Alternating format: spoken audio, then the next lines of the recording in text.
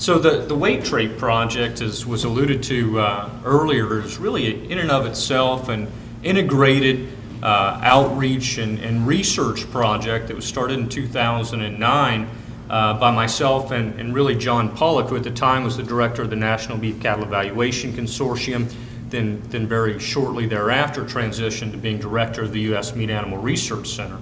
And the pervasive idea there was that we've got this new technology coming down the pike, and it's coming, whether we like it or not, and we're not quite geared up to utilize it yet. And so we thought it best to actually help transition this into widespread use by taking a group of seed stock producers and allowing them to test drive it, so to speak. So, kind of semi-quotes here from John Pollock. From U.S. MARC, or the U.S. Meat Animal Research Center's perspective, they're planning for the evaluation of any discovery, any genomic discovery work performed at the Meat Animal Research Center, and to truly evaluate that, we needed industry populations to do that with. And the goal was then, and is now, to keep those industry evaluation populations in sync relative to the technology we use with what's going on at the Meat Animal Research Center. So if they were doing discovery with the bovine SNP50 assay, we were genotyping animals, industry animals in these populations with the SNP50. They transition to the 770, I start genotyping a lot with the 770. They start doing sequence, I start sequencing. That way we're always in sync and always have a population, an industry population that we can evaluate technology with. The other benefit, and realize he comes from an administrative standpoint too. Some of you know John, and you understand that. But the other thing is when we do that, we do have the ability then to leverage a pretty unique population into future grant proposals, and that's exactly what we've been able to do.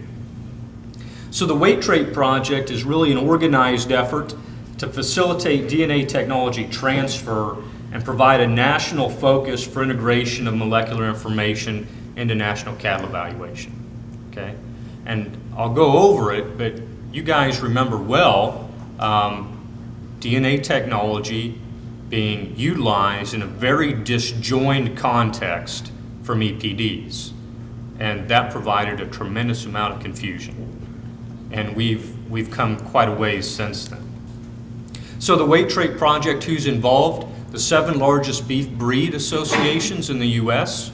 Those 7 breeds happen to be the 7 breeds contained in the cycle 7 of the germplasm evaluation at U.S. MARC.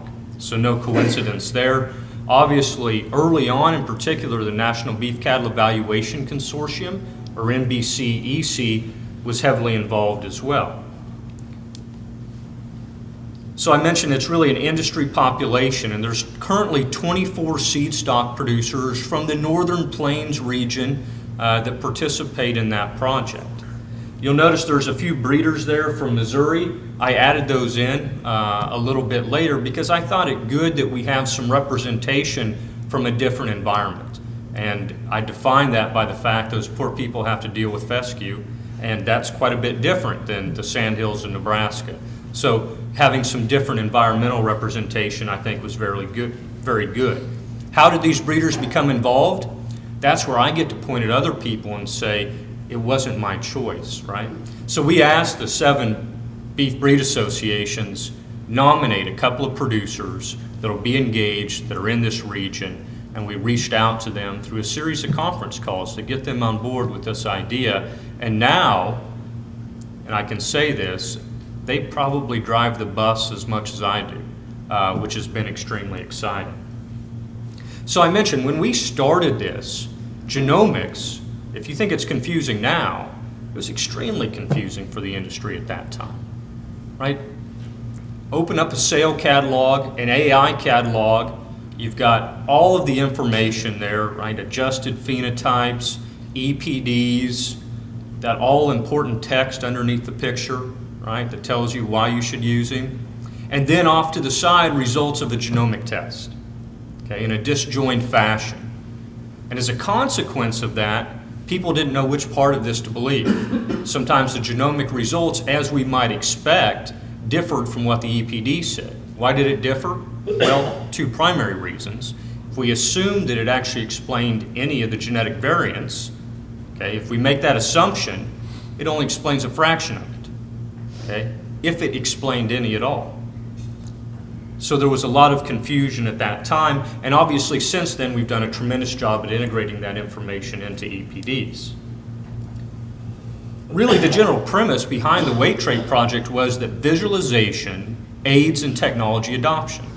So this is where I pick on nutrition friends of mine. And by the way, Shaik and I were at K-State together, probably 15 years ago. And I thought then when the comment was made earlier about the wealth of information that'll come out today, pretty sure 15 years ago, wealth of information in our name never came up together. I guarantee that. But if you worry about your kids ever doing something good with their lives, we turned out okay. So, but the idea is that with nutrition, sometimes it's easier, right? You feed them, and then in relatively short time spans, you get some kind of weight. Okay, and carcass measurements, and you can see the changes that a different nutritional regime created. Genetics, right, the world that I play in, I've got to convince you that this bull right here is nothing more than a vector of genetics. Okay, he's just a carrier of genetic potential that he's going to pass on, and we can actually get some insight to that using 50,000, 800,000 DNA markers that I might turn into a molecular breeding value and incorporate into this set of equations and produce a marker-assisted EPD. Right, that's very clear, isn't it? The test is afterwards when you can go through and illustrate this to me. See, that's confusing. So we thought, you know what? We need to take a group of technology adopters and take them through this process with their own animals so they have skin in the game. So again, the 7 largest beef breed associations in the U.S. In 2009, we genotyped about 3,500 of their bull calves. Okay, and that's all we asked them to do. Send us in hair samples on your bull calves. Well, they sent in hair samples on everything they could get close to and pull hair on, and we got 19,000 DNA samples, which is actually quite awesome in a year and a half. But here's me being fiscally conservative. Those hair cards cost me $1 a piece, and that got expensive pretty quick. But phenomenal, and that showed that the industry was really behind this and wanted to participate. So we were trying to take them through the process of collecting the tissue sample, which was a bit of a learning curve in and of itself, and then genotyping and turning back molecular breeding values. And again, we focused on the weight traits. So the initial thing we did is we took markers that were discovered in the cycle 7 of the germplasm evaluation project for the trait of weaning weight and tried to construct a 384 SNP panel to predict weaning weight. Why 384? At the time, there were commercial products of that size being marketed. There were also commercial products of that size being marketed as being robust across breeds. So what we did is said, okay, we'll use a crossbred population, try to develop a SNP panel to predict purebreds of multiple breeds and see how that works. Well, a couple of problems with that. One, we had some quality control issues with the SNP panel. We went through a bit of a learning curve with the technology that was used to construct that, and we lost some SNPs, so we ended up using 159 SNPs to predict. And just to give you a feel, here's kind of the breed contribution to the training of that SNP panel. So there was some representation across all the breeds, a bit biased towards Angus though. So the results of that, what these are genetic correlations. Genetic correlations between weaning weight, the direct component of weaning weight, and then MBVs or molecular breeding values for weaning weight and post-weaning gain. And then over here, weaning weight maternal, and then again, MBVs for weaning weight and post-weaning gain across the 7 breeds. And you can look at that and study every number, if you will. I'll give you the take-home message. It didn't work worth a damn, okay? I look at those numbers with the standard errors there in brackets, and I see zeros, okay? Essentially, I see zeros. It didn't work. Now, here's the refreshing thing about that group of 24 seed stock producers. We have a meeting every year. We bring them together 2 days in Clay Center. okay, kind of like conclave. We bring them there, and we give them the results of the previous year and provide direction for what we're going to do the next 12 months. And so I had to come into this meeting and say, all of the effort in the last 12 months gave us nothing. You know what? He said that was useful information, because we know now that this problem is more complex than what we thought it was. Actually, pretty refreshing. Now, they said that to my face. What they said, you know, when they left behind my back, I don't know. But the take home is we had some breed robustness issues here, and to transfer across breeds, a SNP panel of this size using the discovery population we used certainly wasn't going to work. So the next year we came back and we said, well, we're going to, instead of genotyping your calves, we're going to genotype sires. We're going to do it with the 50K assay and see how that did. And as expected, as you guys know now, that worked very well within breed, but as we transferred across breeds, it didn't work well at all. So what's in bold here is an Angus-trained 50K assay, 50K prediction equations used to predict weaning weight in Angus cattle did pretty well. But when we used that same set of prediction equations developed for Angus and tried to predict in red Angus, a fairly closely related breed, the efficacy of that dropped considerably. So again, at that time, the hope and thought was, boy, if Big Brother Black Angus has something, Red Angus can just kind of grab onto that and use it too. And that wasn't going to work. That simply wasn't going to work. So the comment Dr. Beaver made earlier, we can use these SNP markers right as a proxy for the underlying causal genetic variant. But boy, if you could hand us a lot of causal variants, it'd help us go across breeds, right? Because that's part of the issue. We're using SNPs that are markers, and the relationship between those SNPs and the causal variant across breeds differs. So what do we do to go across breeds? Well, one possibility, and has actually used some right now, is the thought of pooling breeds together in training. So here's an example where we pooled together purebred animals of Angus, Simmental, Hereford, and Limousin to predict the trait of ribeye area.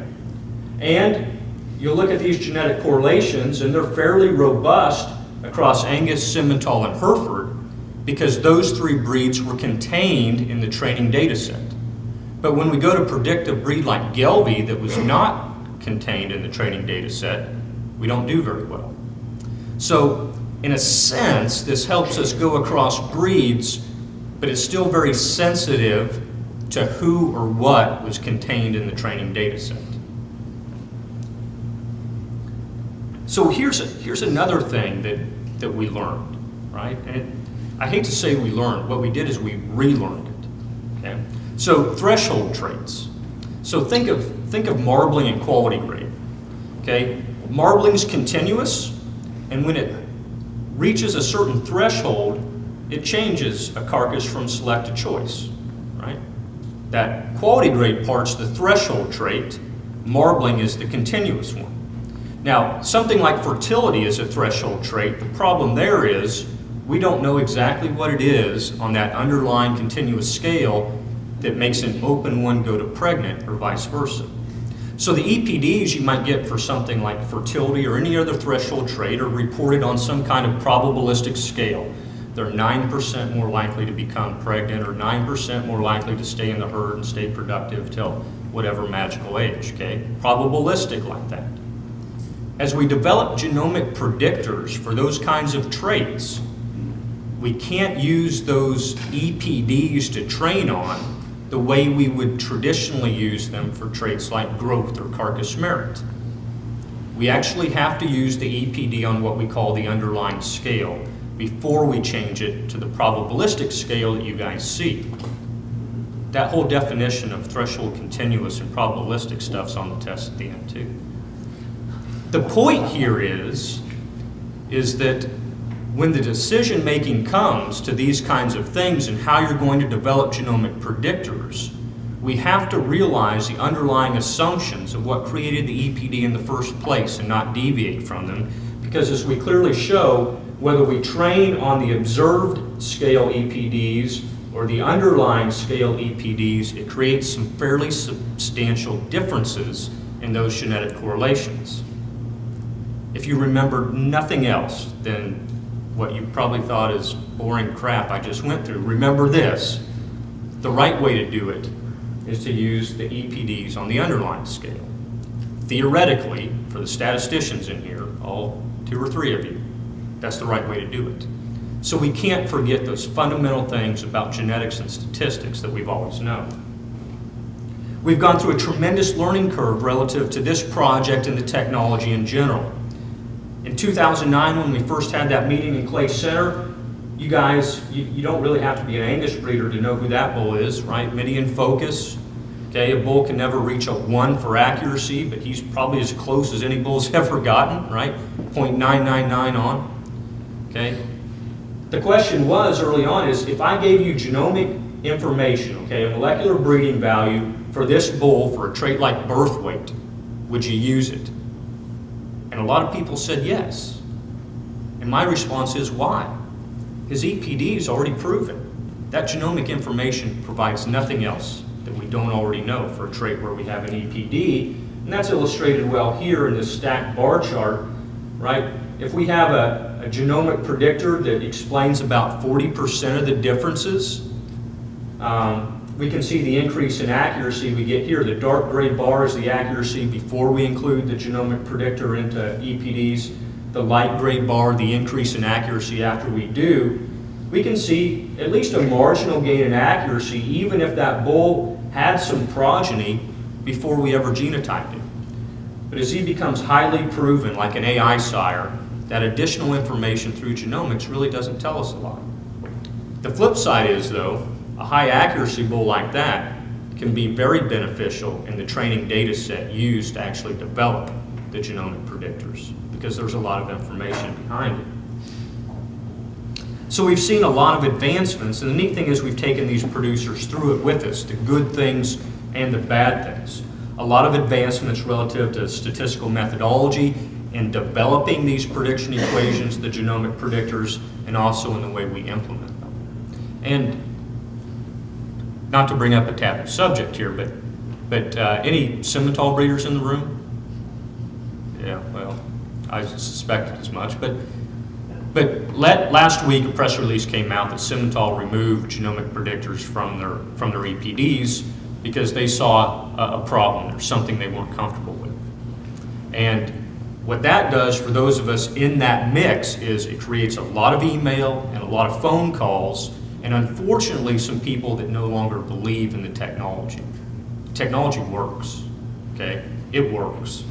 There was a time 5 years ago where I'd get reprimanded for standing up and kind of throwing some cautious criticism about it. But I'm here to tell you it works, and there are going to be road bumps along the way, just like when we first released EPDs, okay? You have to be prepared for that if you're going to be on the cutting edge. We've seen advancements in terms of assays, 50K chips, larger chips. We've developed large discovery populations for novel traits, and Jerry will talk about those. We've started sequencing, which Dr. Beaver's probably at times been one of the more hated people because of all the genetic defects that he's created, right? You create, not discovery, right? Created, right? Well, we just sort them by number. Yeah, here's the fact of the matter. We're all in this room carriers of something. And every animal out there is a carrier of something and more than one something. Okay? It's just a function of discovering, right? So we have to be prepared for that, because it's not going to be dealing with one defect, 2 defects, half a dozen defects at a time. It's going to be much larger than that. And we can get around it. There's been lower genotyping cost methods. We've seen industry adoption of this technology, and the nice thing is that phenotypic data collection has not been sacrificed. We realize that phenotypes are more critical than ever. So current status as of June of 2013, this is from Dorian Garrick at Iowa State, the number of 50K genotypes he has in his repository by breed, that's pretty substantial, honestly. Particularly as you look back to something like 2009 where we started the weight trait project and a breed like Red Angus had essentially none, okay? There's been large investment by the industry to get this technology up and running. And you see now the breeds that really have adopted this and included it into their genetic evaluation. and more on the way. So where's the weight trait project transition to? Something that's going to be talked about later is the feed efficiency grant, USDA funded feed efficiency grant that's already been mentioned. That's an integrated project whereby at least, oddly enough it wound up to be exactly 1/3 of the budget has to go to extension. We defined in large part extension as translating the technology to the industry. And that's where the weight trait project actually fit quite well. Just to give you a little bit of a little bit of insight into who all is involved in the larger feed efficiency project, there are the participants, and Jerry Taylor gets to be the one that keeps all those people moving in the right direction. So relative to genomics and really the weight trait project even, why didn't we start with a trait like feed efficiency or fertility or disease susceptibility? Right? Those are the things that everyone's interested in. Those are also the traits where we didn't have many phenotypes, okay? And we needed phenotypes to first develop the genomic predictors. And relative to a demonstration project like the weight trait project, it helped to start with something that producers could visualize, okay, like weight. It's hard to visualize disease susceptibility, or as much as we think we're good at it, to look at an animal and call them efficient or not efficient. So here's how the weight trait project is really involved in the larger feed efficiency project. We took herd bulls from those 24 seed stock producers, asked them to nominate herd bulls, and they sent us semen, and we inseminated cows either at a large commercial ranch in western Nebraska, the Rex Ranch, or at the U.S. Meat Animal Research Center, took those offspring and either sent them to a feed intake facility at the University of Missouri or at U.S. Mark to actually get feed intake phenotypes. Then we genotype them with the SNP50 assay and allow those producers of many progeny tests, if you will, and to be able to evaluate the efficacy of the research component of the grant utilizing their own sires. So we'll produce in total around 800 of those calves that will run through a feed intake facility out of those producer bulls. And we actually just finished the first group of those steers that originated at the Rex Ranch and harvested those actually this month. There's also been educational benefits. And if any of you are familiar at all with the paradigm that is university extension, we're encouraged to measure our impact, which is a bit jovial because I'm a quantitative geneticist in beef cattle, and so we have a generation interval of like 5 years to 6 years, and I'm supposed to measure impact on an annual basis. But at any rate, we do that, and here's what this group of producers told us they learned early on in the project, and the neat thing is there's an 85% response rate. That's in part because I've got an employee that does nothing but hound those people all the time. But they learned an awful lot about marker-assisted selection, about the process of validation, accuracy improvement, and the really neat thing is, in terms of their behavior changes, they felt this project in general allowed them to make more informed decisions and inform their clientele, their bull buyers, about this technology. Just to let you know, the resource population we've built, we've genotyped, it's actually probably closer to 100 sires with the 770 panel, about 500 sires with the 50K, probably about 700 females with the 50K, and all of these genotypes flow directly to the breeds if they wish to use them in developing their own genetic prediction or genomic prediction equations. The other thing is I had my employee that kind of manages this on the ground give me a summary of the number of DNA samples we have, better than 30,000 at this point. Right? These producers send us DNA samples on every new animal that enters their herd on an annual basis, and we're building up quite a repository to the point where if anyone wants to start a business, will they start storing this for me? I'd be very keen to hear that, right?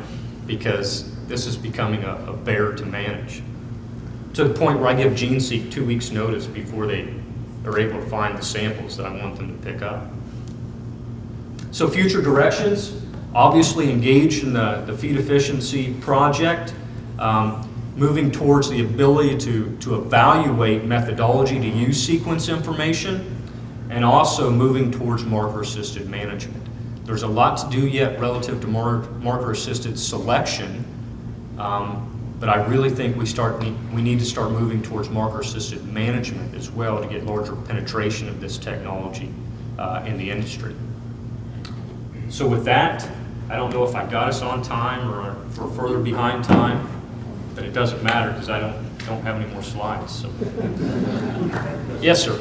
When you were showing us the focus tool and you said that high sufficiency, when you ran the DNA test on him, did it match the EPDs? I think either I misspoke or maybe something. So I didn't mention him in the context of having evaluated him for efficiency.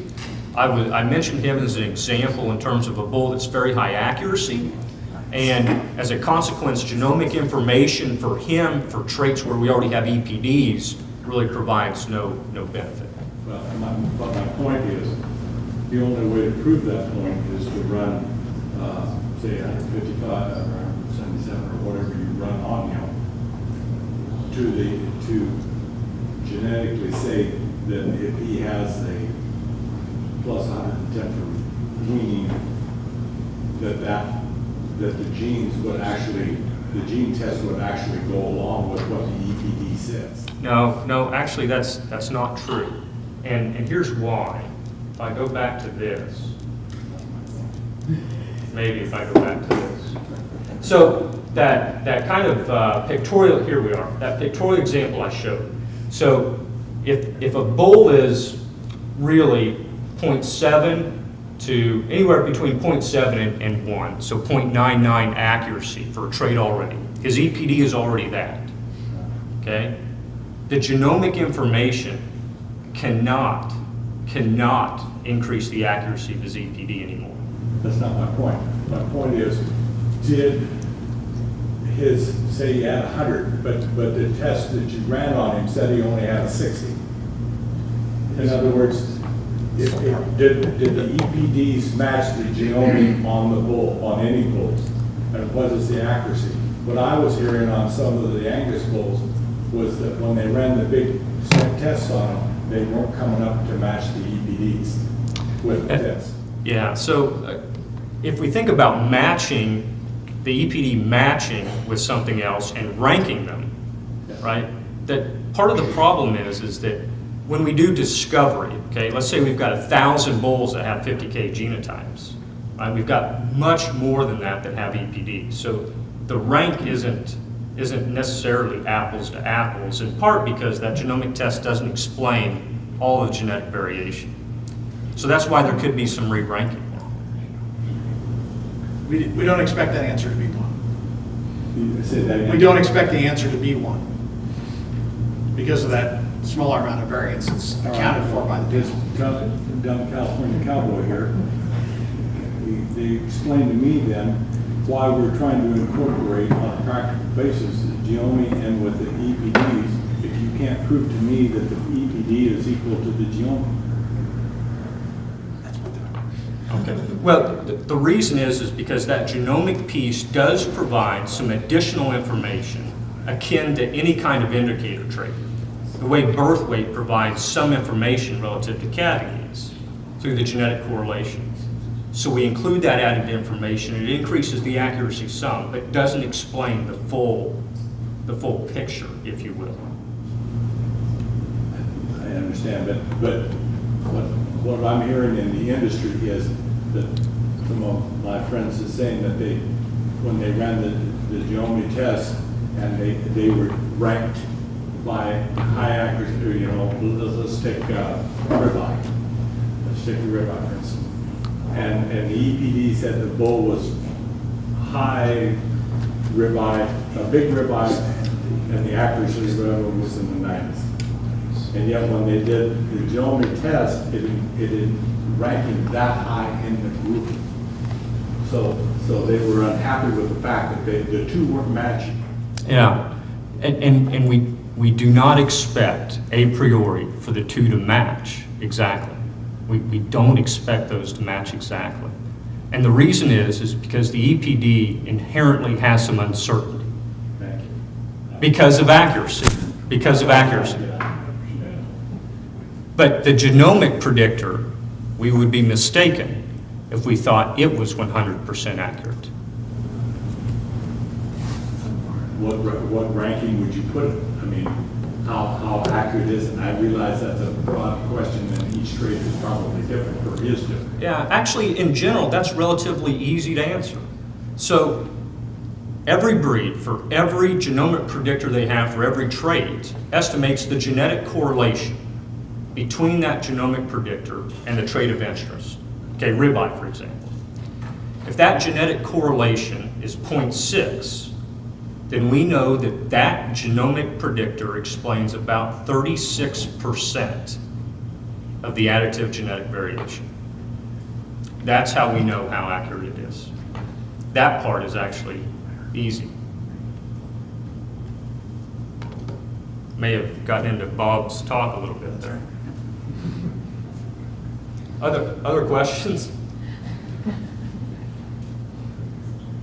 All right.